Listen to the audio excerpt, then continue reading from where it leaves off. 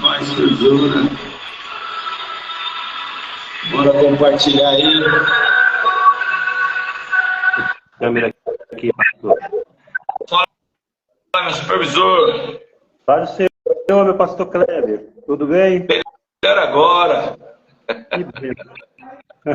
A paz do Senhor. Paz, graça e paz. Tudo bem? Graças a Deus. Tudo bem. E perdoou o Senhor, né? É isso aí. É isso aí, supervisor. Nós estamos num propósito aqui durante esse mês de agosto, compartilhar a palavra, crescer no entendimento dessa palavra em Provérbios. Nós sabemos e cremos, né, que tem ensinamentos aqui poderosos, né, ensinamentos tremendos aqui, que nos leva à mudança, a ter uma atitude diferente. E eu creio que o capítulo 20 aqui vai continuar falando, né, e nós vamos aí crescer nesse entendimento, nessa mesa aqui, virtual, porém, né, nós não ficamos só aqui nela, né? Supervisor Helene entrando aí, bora gente, vamos compartilhar aí essa live e daqui a pouco nós vamos nos encontrar na intercessão, né, supervisor? Estamos ali na intercessão, levantando um clamor, representando a igreja, né? E eu louvo a Deus por isso. Então, nosso propósito aqui é justamente aprender mais com a palavra, crescer no entendimento e poder desfrutar, né, das revelações que ela tem para as nossas vidas. Então, diante dessa nossa dependência, né, de Deus, diante da nossa necessidade de buscar o Senhor, nós estamos aqui, né, no 20º dia. Parece que foi ontem, né? 31 capítulos de Provérbios, 31 dias nós vamos estar aqui. E lembrando que essa mesa é virtual, mas nós já sentamos, né? Continuaremos sentando em outras mesas, né, físicas. Temos o prazer, né, de compartilhar dessa relação com a sua família, com a sua esposa. E a gente fica muito honrado, né, de estar aqui hoje para meditar na palavra, ler a palavra, crescer nesse entendimento e estender essa mesa, né, supervisor? É verdade. Eu que me sinto honrado, pastor, porque primeiro agradecer pelo convite, né? Para mim é uma honra participar dessa mesa com tantos homens e mulheres de Deus que já passaram por aí, né? Por aqui. E é como o senhor falou, é um momento de reflexão, porque Provérbios, o livro de Provérbios, eu vejo assim como uma comparação como um guia rápido, vamos dizer assim, né? Quando a gente compra um carro, por exemplo, a gente recebe aquele manual, né, grande, e vem um outro manualzinho, guia rápido, com as principais funções, enfim, para que a gente não tenha nenhum problema no automóvel. Eu vejo assim um livro de Provérbios também. Ele traz direções, né, para todas as áreas da nossa vida, que se a gente aplicar, a gente vai ser bem sucedido em todas as áreas, né? Então, eu louvo a Deus, porque é um livro assim que traz... O livro já fala de sabedoria, né? E a nossa busca maior com relação à sabedoria é nesse sentido, para que a gente cresça realmente, né? No conhecimento, na graça, porque isso faz parte, senão a gente fica estagnado, não dá certo, né? Isso. Entendeu? Vamos orar, Milton, vamos orar e a gente inicia aí, depois da oração, a leitura e a compartilhar desse capítulo 20. Amém? Pai, no nome de Jesus, no poderoso nome do Teu Filho, nós estamos aqui diante da Tua presença, te agradecendo, declarando que somos dependentes de Ti, que necessitamos do Senhor, queremos mais de Ti, cobre-nos com Teu sangue, perdoa, Senhor, os nossos pecados, lava-nos, Senhor, com Teu precioso sangue, guarda a minha família, guarda a família, Senhor, do Teu Filho, Osmildo, guarda a vida da sua esposa, dos seus filhos, protege em nome de Jesus. Neste período em que nós estamos aqui, Senhor, buscando a Tua presença, nós queremos mais de Ti, queremos a ação do Teu Espírito, queremos revelações, queremos ter a direção, Pai amado, da Tua vontade, nos dá a direção, reina nos nossos corações, Ó Pai, nós declaramos para o mundo espiritual ouvir que somos dependentes de Ti, que necessitamos da Tua vontade, necessitamos da Tua presença. Seja feita a Tua vontade aqui na terra como é feita no céu. Seja feita a Tua vontade na minha vida, na vida dos Milton, Senhor. Ó Pai, em nome de Jesus, é isso que nós te pedimos, Senhor.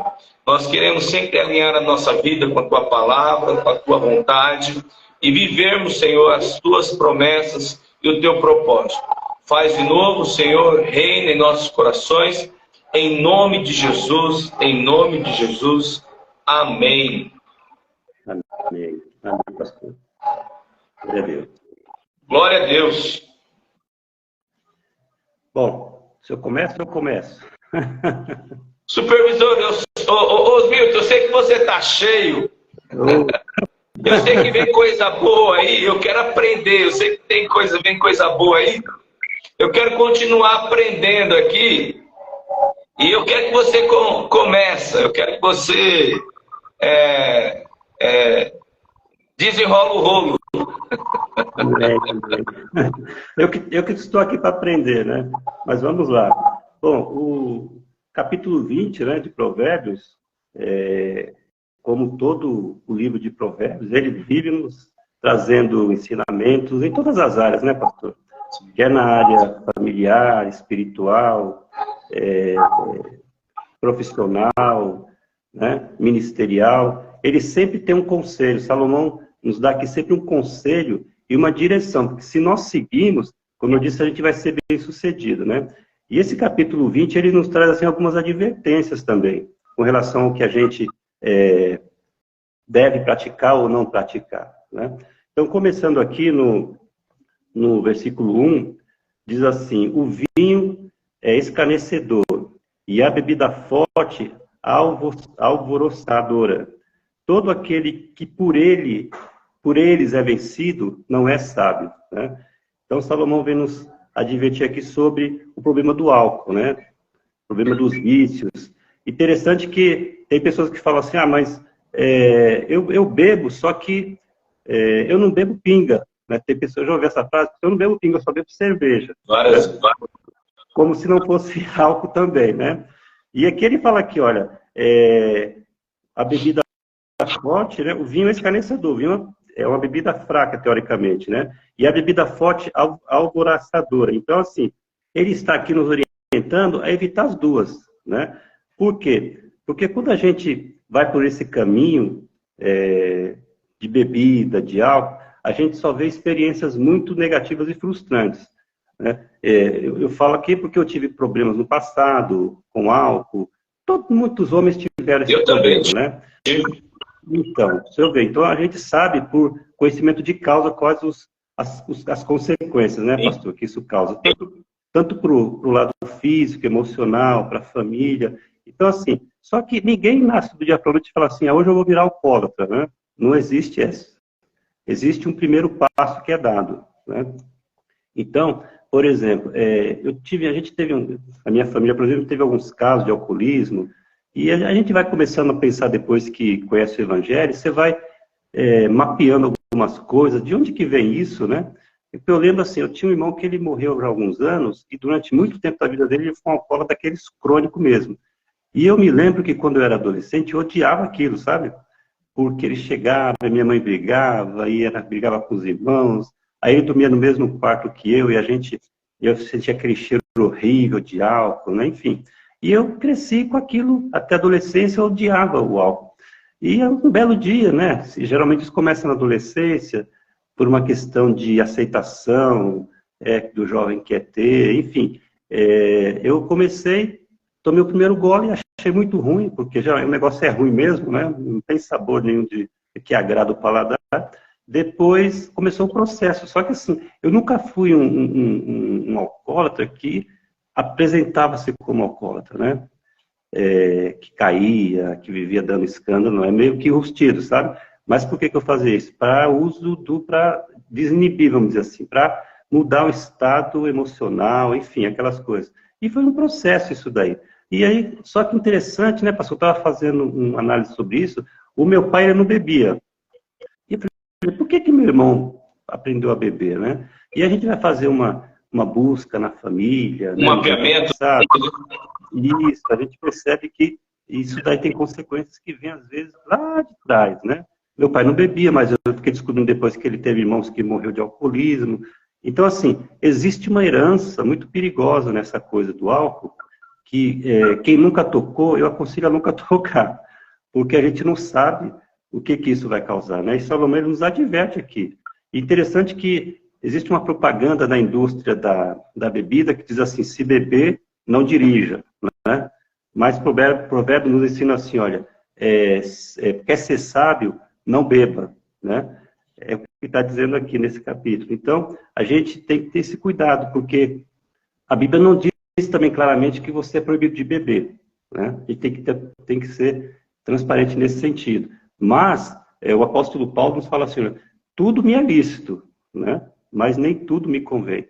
Então, será que convém eu ir por esse caminho, né? Tentar continuar nesse caminho? Porque eu estava vendo um tempo desse, pastor, tem uma pesquisa científica que diz que 10% de todas as pessoas que começam a beber um dia vão virar alcoólatra. Só que isso é uma roleta russa, não tem assim uma fonte específica, você vai virar por causa disso, sabe? Então, é muito perigoso isso, porque a gente sabe que isso causa uma série de consequências negativas para a família, né, para a vida pessoal, enfim, para todas as áreas. Então, essa primeiro versículo aqui, Salomão nos dá uma advertência muito forte em relação a isso, porque a gente tem que ter esse cuidado, né, e orientar as pessoas. Eu falo para o meu filho, sempre falo para ele, filho, nunca toque bebida alcoólica, né, porque, como eu falei aqui, ninguém nasce do dia para onde falando assim, hoje eu vou virar um alcoólatra, não começa com o primeiro gole, né, e aí vai indo, e aí isso desenvolve, por exemplo, para outras drogas depois mais pesadas. Eu, graças a Deus, não fui por esse caminho, que o Senhor me salvou.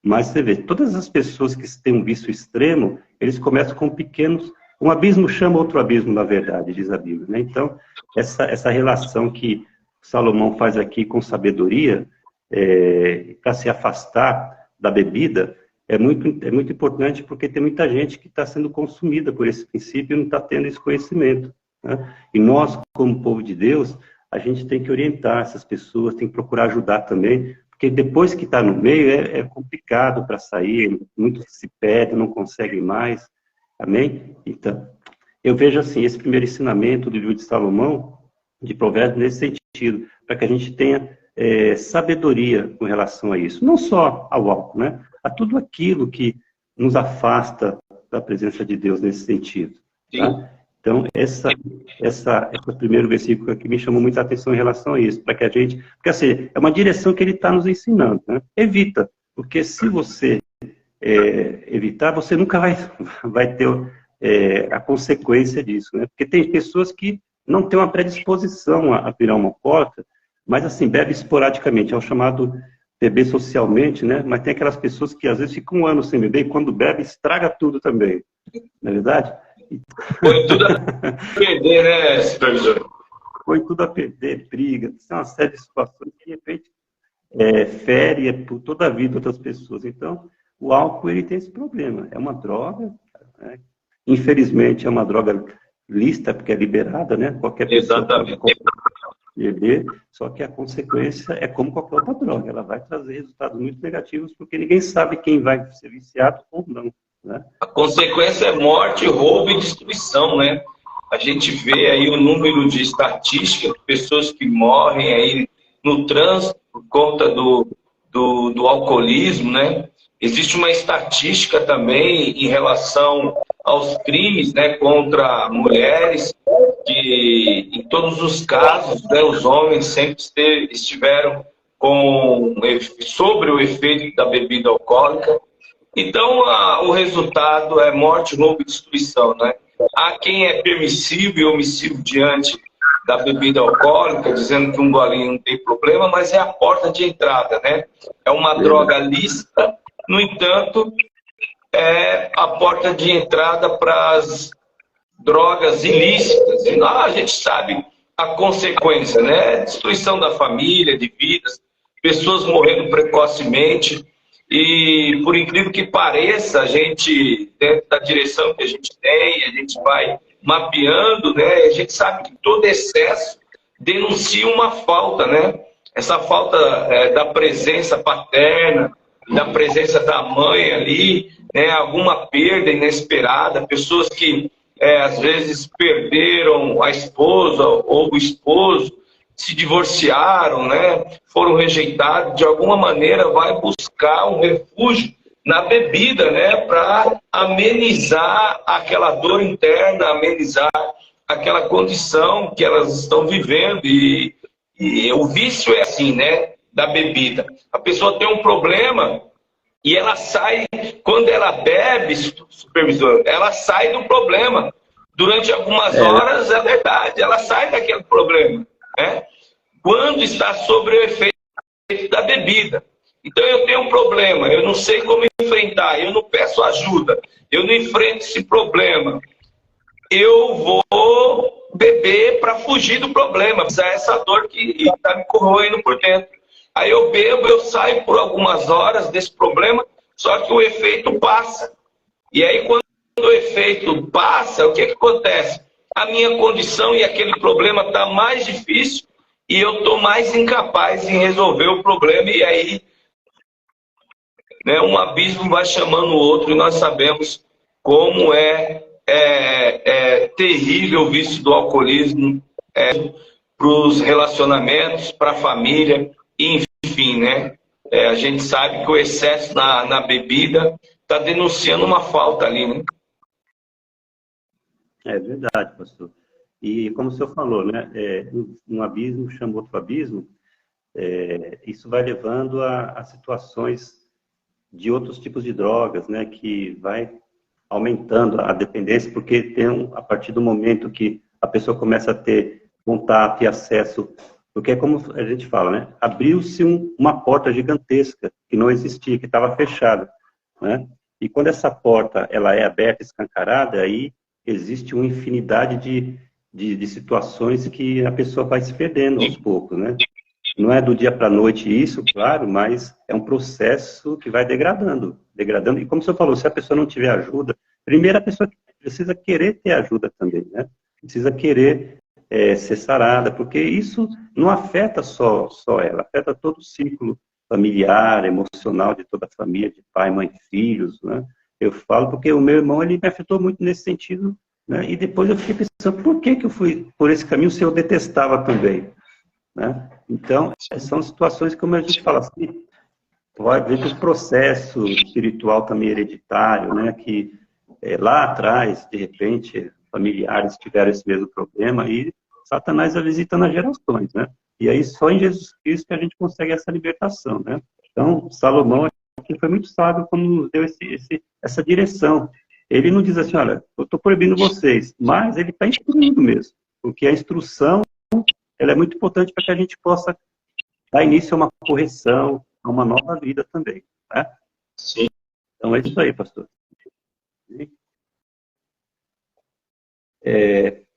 Bom, tem um outro versículo também, só quer dar mais uma palavra em relação a isso? Não, pode continuar aí, que aí a gente vai caminhando. Tá. Tem um outro versículo aí, lá no versículo, deixa eu ver aqui, 13, né? 13. Diz assim, não, desculpe, o 4. O 4 diz assim, o preguiçoso não lavra por causa do inverno, pelo que na cega procura e nada encontra. E no versículo 13, é mais ou menos uma continuidade desse versículo, diz assim, não ames o sono para que não empobreças. Abre os olhos e te fartará do teu próprio pão, né? E, então, outra coisa que Salomão nos adverte aqui é em relação à preguiça, né? Então, quando a gente fala de preguiça, a gente pensa que só é aquela pessoa que fica dentro de casa, não quer trabalhar, não quer procurar emprego, né? Mas existe a preguiça camuflada também, né? Do ponto de vista espiritual e do ponto de vista pessoal também, profissional. Porque o que acontece? Às vezes a pessoa, ela, por exemplo, eu vejo assim dessa forma, a pessoa está buscando em Deus uma melhora na na situação financeira, fazendo um propósito com o Senhor, né? Nas campanhas que são feitas, é fiel no dízimo, é fiel na oferta. E Deus dá uma direção, às vezes, para as pessoas que elas não entendem, ou não querem entender, ou não querem praticar por falta de boa vontade, ou falta de coragem mesmo, né? Com relação à área profissional, por exemplo, né? Vamos por esse caminho a princípio. Existem situações que a pessoa ela quer ser bem-sucedida na sua vida, só que não quer pagar um preço, né? Existe aquela preguiça de correr atrás, né? Às vezes trabalha numa empresa, quer uma promoção, mas, por exemplo, não quer se qualificar, não quer se preparar profissionalmente, não quer estudar, né? E aí fica frustrado, e às vezes coloca a culpa nas costas de Deus, porque meio que colocando Deus na parede, né? Porque, poxa, Senhor, eu sou fiel no dízimo, na oferta. E aí, às vezes, ele vê alguns irmãos lá no púlpito, dando aqueles testemunhos lindos, né? Eu comprei uma casa, troquei de carro, mas aí, às vezes, ele não entende qual o contexto daquilo também, né? Porque, às vezes, o irmão que está naquela situação, ele se preparou, né? Ele abriu mão de algumas coisas, fez uma série de economias para chegar naquele nível, naquele ponto, não é verdade? E aí, o que acontece? Às vezes, a pessoa tem uma preguiça também de querer melhorar. Às vezes, Deus dá uma direção. Deus, não, quando fala assim, olha, eu vou abrir a janela dos céus, eu vou derramar bênção sem medida. Às vezes, tem irmão que está esperando, né? Uma oferta assim gigantesca, uma doação de um valor assim que vai entrar na conta dele. Não é bem isso. Às vezes Deus está dando uma direção nesse sentido. Então Deus dá direção para que a gente possa também se movimentar, sair dessa preguiça também que às vezes a gente cobra das pessoas, mas a gente tem que ter atitudes também. E na área espiritual da mesma forma, né? Deus às vezes nos cobra e tem me cobrado nesse sentido também. Porque, por exemplo, eu vou ser franco aqui, eu tenho dificuldade para levantar 5 horas da manhã para participar da oração, sabe? Eu vejo minha esposa levantando e eu falo, meu Deus, eu preciso tomar vergonha na cara, né? Porque isso é uma preguiça também. Então, eu estou falando assim, mas isso aqui vem para mim em primeiro lugar, sabe? Porque é realmente como é que as coisas espirituais podem melhorar se eu não as busco. Às vezes Deus está dando uma direção e falando até comigo nesse momento, porque é necessário a gente buscar, tirar essa preguiça, né? Porque se não ocioso, as coisas passam, vão passando, e a gente não vê melhora, né? Eu lembro assim que um certo momento da minha vida, eu tive um problema de desemprego, né? E aí eu fui procurar emprego, só que eu não tinha profissão ainda, né? Com 40 anos eu não tinha nenhuma profissão, pastor.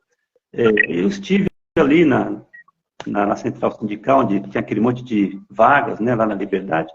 Aí, chegando lá, aconteceu. Começou a se chamar um monte de pessoas para fazer testes e tal. E aí chamou, tudo tinha que ter ensino médio na época, né? Eu falei, nossa, tudo tem que ter ensino médio para qualquer vaga nesse lugar. E um senhor que estava no meu lado falou assim, olha, rapaz, quem não tem ensino médio hoje é praticamente um analfabeto, né? E aí aquilo me despertou, sabe? Falei, meu Deus, aí o Espírito Santo falou comigo naquela hora, falou, olha, volta a estudar, rapaz. Interessante que a minha esposa, ela sempre me cobrava. Milton, vai estudar, vai estudar, vai estudar, vai estudar. E eu nunca tomei posse, né? É isso, Rafa, que exemplo você vai dar para sua filha, para os seus filhos, se você não estuda? E aí naquele dia eu saí dali, claro, naquele dia eu saí dali sem emprego, né? Porque eu não tinha nem ensino médio. Aí eu falei, vou lá estudar. A gente tem que falar na ausência dela. Para que eu fui falar?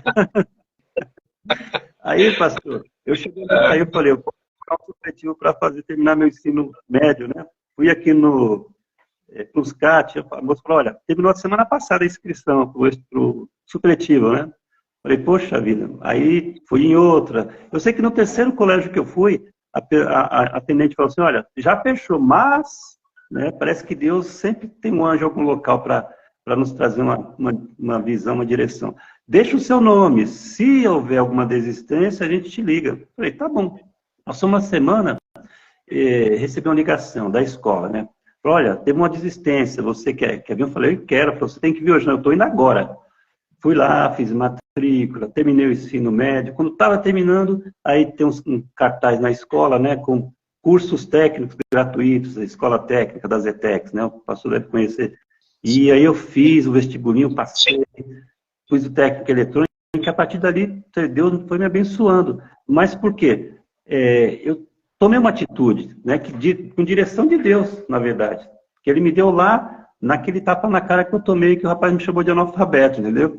Então, a direção que Deus vai dando para a gente tem que captar na hora, porque as coisas passam, né? E depois lá na frente a gente fica chorando, reclamando de Deus, que as coisas não deram certo, né? O ministério não deu certo, a vida espiritual não deu certo, o casamento não deu certo, porque também escolheu mal, porque Deus falou que para escolher com diligência, a pessoa escolheu, não esperou no tempo do seu. Então, assim, essa coisa da preguiça é em todas as áreas, não é só na área profissional, é na área espiritual, né? É na área emocional também, em todas as áreas. Salomão nos ajuda aqui a entender isso. Porque a preguiça é um vício também, é um pecado, na verdade. Então, a gente tem que fugir da aparência do mal. Né? Então, os irmãos que querem prosperar, por exemplo, né, querem ser bem-sucedidos na área financeira, às vezes Deus fala da mesma forma que falou comigo, fala com eles, vai estudar, mas sabe o que eu peço? Estudar trabalho. Dá preguiça sair do trabalho, para o colégio, ir para a faculdade, dá preguiça acordar cedo, né? Dá preguiça ir para oração às 5 horas da manhã, entendeu? E Deus é assim, Ele quer nos ajudar, mas a gente tem que tomar posse dessas verdades, né? Que às vezes tem que abrir mão de algumas coisas, porque senão a gente não sai da mesmice, né? Então a gente pode falar, supervisor, que Deus não tolera a preguiça. Pois é. Deus conta com quem trabalha, na verdade, né? Todo mundo que Ele chamou para a obra, para o ministério, estava fazendo alguma coisa. Né? Não estava deitado numa rede, esperando Deus falar, vem cá que eu estou te chamando. Não. Todos estavam... Pedro estava pescando, né? Enfim, os apóstolos sempre estavam ali trabalhando. Deus sempre envolvido com algum trabalho. Com alguma ocupação. Então, essa coisa da preguiça, que Salomão nos orienta aqui também, a gente tem que vigiar, porque em todas as áreas Deus quer que a gente cresça. Se é alguém que quer que a gente cresça, é Deus. Ele tem prazer que nós cresçamos, né, em todas as áreas da nossa vida. Como o bispo fala, ser próspero é ser bem-sucedido em todas as áreas da nossa vida. Né? Porque tem gente, pastor, que é bem-sucedido numa área, mas é mal-sucedido em outra. Né? É bem-sucedido na área financeira, mas é mal-sucedido na área familiar, na área espiritual, na área emocional. Né? A minha esposa estão fazendo esse curso de psicanálise, eu fico ouvindo às vezes aqui, porque ela coloca no Viva Voz, e eu fico, meu Deus, como está a situação da humanidade, né? É cada caso assim, eu falei, como é que pode acontecer um negócio desse, né? As pessoas estão doentes, assim, ao extremo, emocionalmente, crianças, enfim. E Deus, Ele não quer isso para o ser humano. Deus, Ele quer que a gente seja bem sucedido, habituado, próximo. É claro que dificuldades todos nós vamos ter em todas as áreas da nossa vida. Mas, com a direção do Senhor, a gente vai conseguindo superar. Amém? Amém. Glória a Deus, professor. Então, aqui a gente pode colocar, né, como eu postei aí, Deus não tolera o excesso da bebida, né, não tolera a preguiça. E aí no versículo 23 diz, ó, 2 pesos são coisa abominável ao Senhor. Ou seja, Deus também não tolera a desonestidade, né? Pessoas que às vezes honestas com elas mesmas. Então, existe, a gente sabe que hoje no Brasil, mais do que nunca, a desonestidade em todos os setores da sociedade, né? Do palácio ao mais simples da casa, né? Existe no governo, em várias situações, né? Pessoas que estão envolvidas com coisas ilícitas. E aí ele diz aqui, ó, os 2 pesos são coisa abominável ao Senhor, né? Então, 2 símbolos aqui do comércio, né, revelam essa falsa honestidade, né? Pesos e medidas. O Senhor detesta coisas adulteradas, né? O Senhor detesta, né, e abomina medidas falsificadas. É isso que a gente pode aprender aqui também. Além do excesso na bebida, na embriaguez, né, na falta de iniciativa e atitude para buscar uma mudança, para buscar uma melhora, né? Se você não tivesse aceitado a palavra dura, né? Aquele confronto, olha, você precisa buscar uma formação, você precisa, né? Foi essa leitura que você fez, espera aí, eu preciso me movimentar. Estaria na mesma condição até hoje, ou então uma condição pior ainda. Pior ainda. Então a gente percebe que o Senhor detesta, né, a passividade, detesta, né, a preguiça, os excessos, né, o Senhor detesta. Verdade, pastor. E complementando aí nesse versículo, no versículo 17, diz assim, né? Suave é o homem, o pão ganho por fraude. Como o senhor já é um complemento desse outro versículo. Mas depois a sua boca se encherá de pedrinhas de areia, né? Interessante, porque às vezes, é como o senhor falou, as pessoas, o brasileiro, infelizmente, ele tem essa índole, né? A lei de Gerson, né? Hoje não existe mais essa lei porque foi abolida da imprensa, né? O brasileiro gosta de levar vantagem de tudo. E ainda hoje é assim, na verdade, né? A gente vê por aí, sempre quer dar um jeitinho, quer passar na frente, né? quer lesar as pessoas, e aí quer ganhar o pão facilmente, de uma forma ilícita, como o senhor falou, quer enrolar as pessoas, e isso torna-se também um vício, porque a pessoa vai se acostumando com esse falso ganho, né? E lá na frente começa a vir o preço, né? A ser pago por isso. Porque isso tudo isso tem a mão do diabo por trás disso aí. O diabo ele não faz nada para lá na frente não cobrar. Ele sempre vai cobrar aquilo que ele está por trás, né? E tem um escritor, pastor, um escritor filósofo cristão, C.S. Lewis, que ele tem uma frase muito interessante com relação a isso. Porque as pessoas elas acham que Satanás ele vai apresentar-se assim, escancaradamente. Não, mas são pequenas coisas. A gente tem visto isso na sociedade, né? Se a gente for voltar aí no tempo, há 20 anos atrás, essa coisa de ideologia de gêneros, né, de linguagem neutra, isso aí ninguém nunca imaginava que isso ia começar a acontecer. E olha como é que nós estamos hoje, né? E a frase que ele diz assim, ó, a frase do C.S. Lewis: a estrada mais segura para o inferno é gradual, a ladeira suave, com chão suave, sem curvas acentuadas, sem avisos de quilometragem e sem placas indicativas de sinalização. Tremenda essa... Então, assim, às vezes as pessoas estão no caminho do inferno e está tudo bem, né? Mas só que lá embaixo existe um local que não tem mais retorno, né? Eu estava vendo ontem alguém falando assim no Instagram que se a pessoa vai para uma UTI, ela pode sair, com oração ela pode sair. Se ela é desenganada pelos médicos, ela pode sair. Se ela está no presídio, ela pode sair. Mas se ela cai no inferno, ela não pode mais sair. Não tem mais retorno, né? Então, a gente tem que ter esse cuidado, porque a gente fala isso como se só quem está no mundo está no processo desse, mas a gente tem que ter cuidado também dentro da igreja para que a gente não caia nesses engodos do diabo, né? Porque, às vezes, pequenas coisas que a gente não percebe estão nos levando... Por exemplo, hoje é inimaginável uma igreja evangélica voltada para gays, né? Para LGBT, hoje já existe.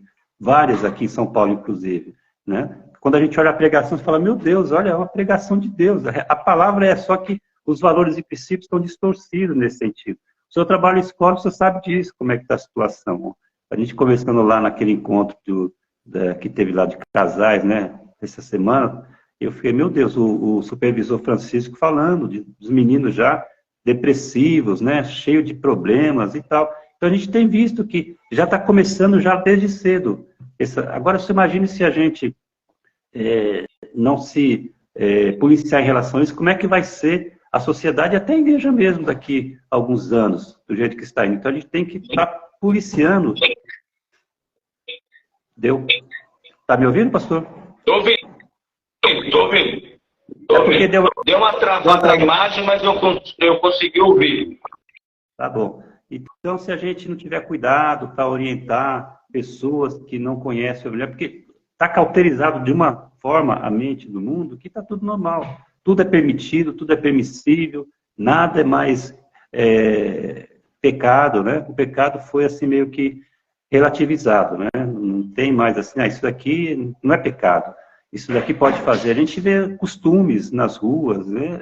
É chocante, mas é final dos tempos, né? A gente tem que encarar isso como sinal do final dos tempos, não tem outra explicação para isso. Então a gente está vindo, sim, a volta de Jesus. Multiplicar a iniquidade, o amor de muitos virá. Então, a gente tem visto isso de uma forma assim, igrejas que no passado eram lotadas, né, cheias de membros, na Europa, nos Estados Unidos, estão vazias, a gente vê esses testemunhos, né? Igrejas agora, os templos virando salão de festa, virando uma série de coisas sendo fechados, né, infelizmente. E é como o senhor falou, a apostasia aumentando. O berço, né, dos grandes avivalistas, pregadores, que foi na Europa, virou um cemitério de... tem assim, os gatos pingados em alguns locais, mas a gente tem visto aumentar a apostasia realmente, né? E a cultura de outras religiões, né? Pregando assim coisas que distorcem totalmente a palavra de Deus. Mas a igreja ela tem que se posicionar, né? Não pode baixar a guarda não, porque Jesus está voltando, né? Sim, sim. Jesus está voltando e nós precisamos adornar a noiva. Não usar a noiva. Adornar a noiva no sentido de trazer uma palavra, né, de cura, uma palavra de conversão, de mudança. E Deus, né, ele cumpre tudo aquilo que ele promete, né? E nas escrituras sagradas que nós estamos lendo aqui, meditando, a gente sabe que estamos no tempo dos fins, né? Está chegando aí o fim, né? E a gente entende que acontecendo o cumprimento da palavra. Então, nós precisamos, né, manter a chama acesa, supervisor, no sentido de sempre buscar a palavra, guardar, conservar a palavra no nosso coração, né, entendendo que o tempo está se esgotando e que logo, logo falar sobre pecado vai ser um crime mortal, né? Mas a bandeira da igreja é denunciar o pecado, né? E quem entra por esse caminho, né, do lucro fácil, de ganhar, de usar a igreja, de querer, né, ser beneficiado, vai pagar caro por isso, né? Pessoas que vivem na passividade, que não se movem, né, para ter uma iniciativa para mudar a realidade, mudar a sua própria vida, vive transferindo a responsabilidade, entra por um caminho, né, que é fácil, é muito fácil, na realidade isso é fácil. É fácil entrar por um caminho de lucro fácil, é fácil ficar passivo, transferindo a responsabilidade do que fazer e como fazer, e quando fazer. É mais fácil, né? Então, quando as pessoas entram por este caminho do lucro fácil, do julgamento, de uma situação disfarçada, do roubo disfarçado e do enriquecimento ilícito, né, é colocar os pés numa rota de desastre, porque a conta um dia chega. Um dia a conta vai chegar. Assim como todo joelho se dobrará e toda língua confessará que Jesus é o Senhor, todos um dia, né, vão dar conta. Né, vão dar conta por ter se permitido entrar por este caminho, né, de lucro fácil, de preguiça, de desonestidade. Então, caminhar diante desse caminho fácil, porque o caminho estreito, supervisor, com Cristo, exige obediência à palavra e proíbe o pecado. Exige obediência e proíbe o pecado. O caminho com Cristo é estreito. Mas o caminho largo é bater de frente. Um dia vai bater de frente com a justiça divina. Um dia vai bater de frente com a justiça divina. Mesmo que essas situações hoje parecem e soam como injustiça, um dia, assim como todo joelho se dobrará e toda língua confessará que Cristo é o Senhor, assim todos um dia vai bater de frente com a justiça divina. E a palavra em Zacarias capítulo 5, versículo 3, diz o seguinte: então me disse, esta é a maldição que sai pela face de toda a terra, porque qualquer que furtar será expulso segundo a maldição, e qualquer que jurar falsamente será expulso também segundo a mesma. Ou seja, tudo tem consequência, mas cedo ou mais tarde se bate de frente com a justiça divina, com a justiça do Senhor, e a gente sabe que a maldição é o meio de correção de Deus, né? É o meio de correção, e glória a Deus quando Deus nos corrige, né? Glória a Deus quando Deus nos exorta e a gente acata a repreensão para poder viver, né, essa mudança, essa conversão de fato. Então, a nossa oração e o nosso clamor é para que o Senhor venha ter misericórdia, venha mover no nosso coração cada vez mais conversão, mudança, transformação. Amém? Amém, pastor. Essa é a nossa busca, né? Porque a gente, como o senhor falou, os dias estão se abreviando. Isso aí é bem óbvio, né? Para quem acompanha a palavra de Deus e lê, nada disso daí é escândalo mais, né? A gente sabe que é cumprimento das profecias bíblicas, né? Da volta de Jesus, a apostasia aumentando, né? As pessoas querendo ser senhores de si mesmo, né? Então a gente tem visto assim que as coisas elas estão, a porta está estreita, né? Realmente a porta está estreita, mas as pessoas elas querem a porta larga, né? E então a gente tem que vigiar nesse sentido e clamar, como o senhor falou, para que Deus ele salve, né, o maior número de pessoas possíveis, porque Satanás, como a gente leu aqui, essa estrada que parece que é segura para o inferno, né? Tem muita gente nela a caminho. E cabe a nós, a Igreja do Senhor, tirar essas pessoas dessa fila, né? Porque é triste a visão que a Bíblia dá, né, do inferno, né, da morte eterna. Então, tem muita gente achando que depois ainda da morte vai ter uma chance, né? Vai ter alguma intercessão, algo desse tipo. Não existe, né? E Deus não é mau. Deus, quem é que manda para o inferno? Sim, Deus vai mandar para o inferno, mas tem uma vida toda para se arrepender. Existe uma vida toda. Deus é benigno, né? Deus é paciente. Tem uma vida toda para o ser humano se arrepender e entender e aceitar a obra que foi consumada ali na cruz, né? Que é para a salvação e vida eterna de toda a humanidade. Esse é o principal finalidade do Evangelho, né? Salvação dos perdidos, né, pastor? Exatamente, assim como um dia nós estávamos perdidos, né, Senhor?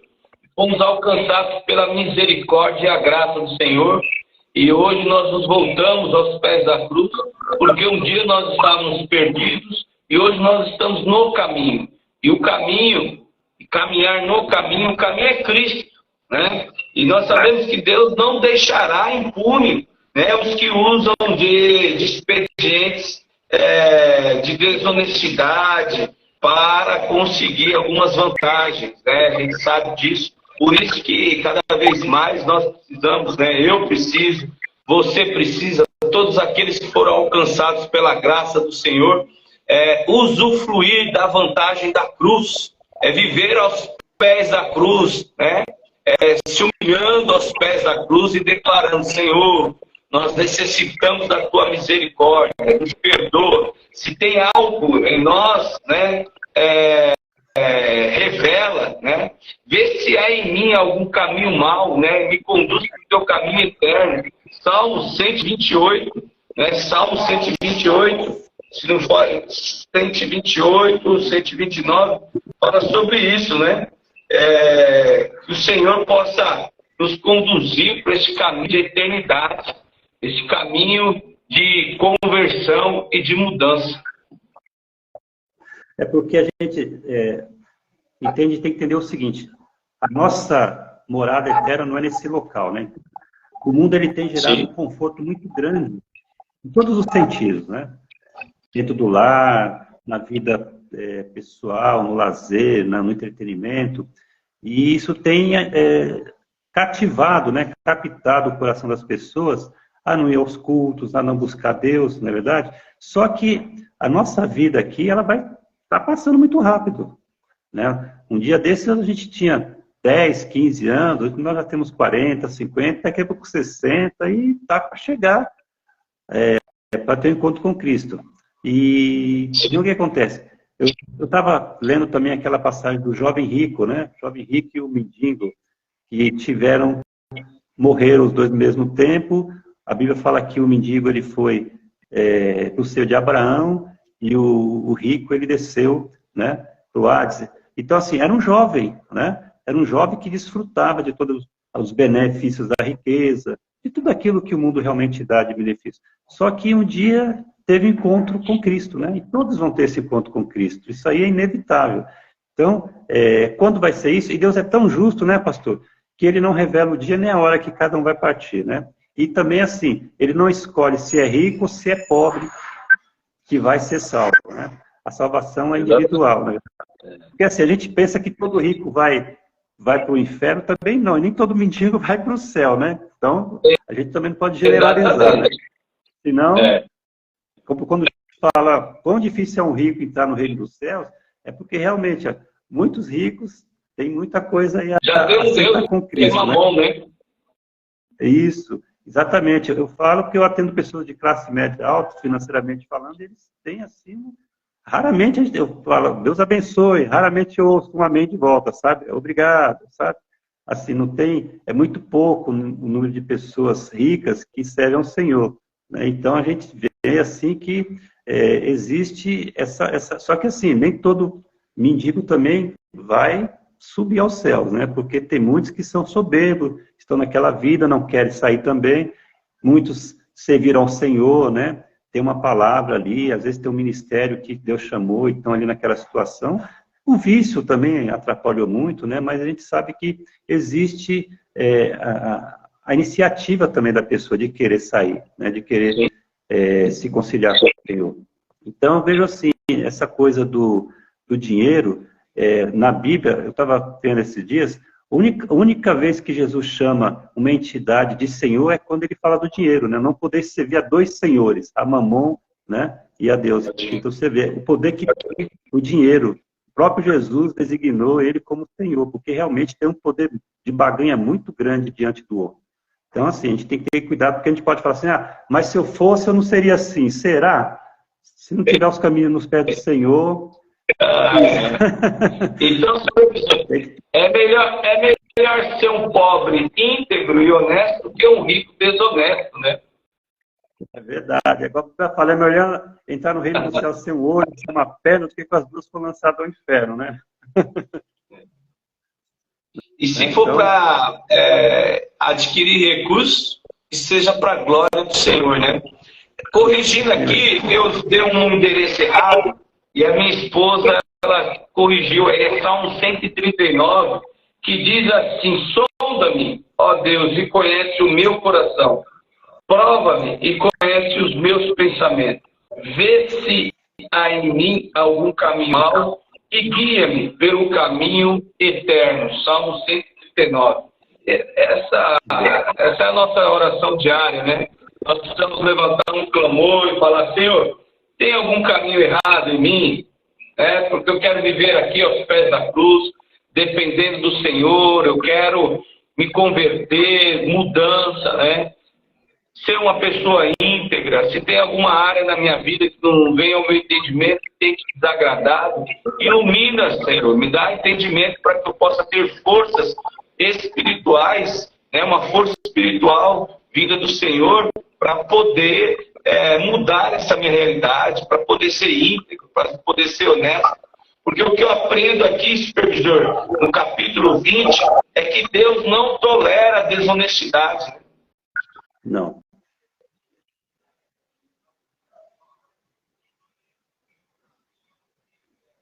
Travou. Amém? Olá? Tá me ouvindo? Sim. Agora sim. Tem uma travadinha aqui, o senhor falou, o senhor não tolera desonestidade, realmente, né? Isso daí, quando ele fala isso, é principalmente para o povo de Deus, né? que a gente também tem que olhar para dentro de si mesmo e tirar a trave dos nossos olhos às vezes, porque a gente julga o próximo, julga o mundo, e tem se esquecido de olhar para dentro das nossas paredes, né? Dos nossos egos, dos nossos orgulhos, para que a gente possa também ser luz para esse mundo, porque senão alguém tem que olhar para nós e falar, não, mas para ser crente desse jeito também não vou. Então não é assim. Deus tem isso que está no mundo tem que ver em nós algo diferente, né? Uma pessoa que traz uma boa palavra, que traz um ambiente de paz, né? Que demonstra verdadeiramente o evangelho do jeito que Cristo sempre demonstrou, né? Amando os perdidos. Às vezes Cristo escandalizava, porque ele andava no meio de pessoas que talvez hoje nós discriminaríamos, né?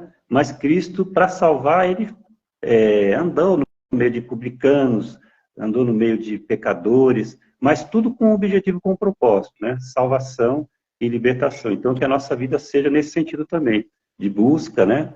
Não de apenas para o culto e cultuar e voltar para casa, não, mas onde nós estivermos, que o Senhor venha nos usar. Amém, pastor? Vamos orar. A palavra, quando vem, sempre vem primeiro para nós, né? Glória a Deus por isso. Que o Senhor tenha compaixão e misericórdia da minha vida e que nós venhamos mudar, ter conversão e transformação para a glória do nome dele. Supervisor, ora que eu quero concordar em espírito e a gente encerra e daqui a pouco a gente se encontra na igreja, intercedendo e adorando ao Senhor. Amém. Então oremos. Senhor, nosso Deus e nosso Pai, neste momento, Senhor, nós te damos graças, Senhor. Eu te louvo, Pai, por esse momento de reflexão da Tua palavra. Meu Deus, ela não volta vazia, Senhor. Que nós sejamos, Senhor, os primeiros praticantes do que foi, meu Deus, ó Pai amado, ministrado, Senhor, e dito aqui, mas nos ajuda, Senhor, a sermos crentes, meu Pai, não só na Tua casa, mas onde nós estivermos, no nosso caminho, Pai, que a Tua verdade, Senhor, saia da nossa boca, meu Pai, mas primeiro se cumpra em nós, Pai. Muito obrigado pela nossa vida, obrigado pela visita do pastor Kleber, pastora Ádia, de sua família, abençoa a vida desse casal, esse ministério tão abençoado, abençoa a vida dos irmãos também que estiveram aí conosco, meu Deus, toma nas tuas mãos a minha vida, da minha esposa, Senhor, da nossa igreja, Pai. Hoje nós temos um culto a Ti, que seja tudo para a glória do Teu nome, e as coisas em nome de Jesus. Amém. Amém. Nós estamos em concordância, dizemos sim e amém para a oração do Teu Filho. Vê se há em nós algum caminho mau, Senhor, e guia-nos pelo caminho eterno, pelo caminho de retidão, de honestidade, de paz, de harmonia, em nome de Jesus. No nome de Jesus, eu ligo as nossas orações em concordância, digo sim e amém. Amém, supervisor, um abraço. Até já!